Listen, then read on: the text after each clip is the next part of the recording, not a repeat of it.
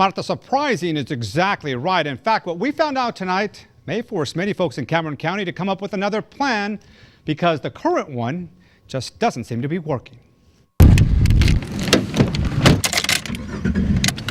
All right, it's about 6:05 now. We're going to put this evacuation route to the test. We're heading up north right now on U.S. Highway 77. Driving down the highway from Harlingen, we saw very little traffic heading north, completely the opposite of what you would expect if this were actually a hurricane evacuation. We drove about 60 miles an hour, and finally, about 22 minutes later, we reached the town of Raymondville. It is here where the evacuation route signs tell motorists to exit State Highway 186. But look at this. The exit is closed because it is under construction. So we now had to go north and then turn back around. That was an additional 1.5 miles out of our way.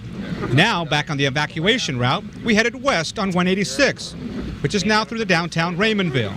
We had to go through some lights that slowed us down, but nothing prepared us for what happened next. Does this always flood like this? It always floods like this when it rains. Okay. That's right. The small showers Raymondville saw Monday evening flooded out the evacuation route, forcing us to once again make another detour. 5 minutes later, we were back on track. It is now 6:41, and now we have just gotten out of the city limits of Raymondville. Now we are heading towards San Manuel. But look at this. Look what's on the highway.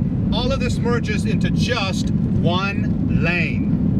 San Manuel, there you see the sign, is 22 miles away. We shared what we discovered with Willacy County Sheriff Larry Spence, who is part of the county's emergency management team. Surprise, right? Yeah, they've been working on that expressway there. They've had it tore down, I don't know, for 4.5 months or something like that.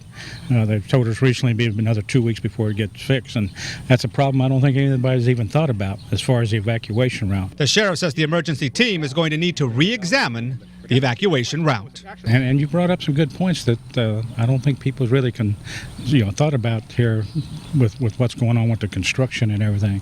And then again, if it's raining when the evacuation starts, you may have other problems like you ran into today.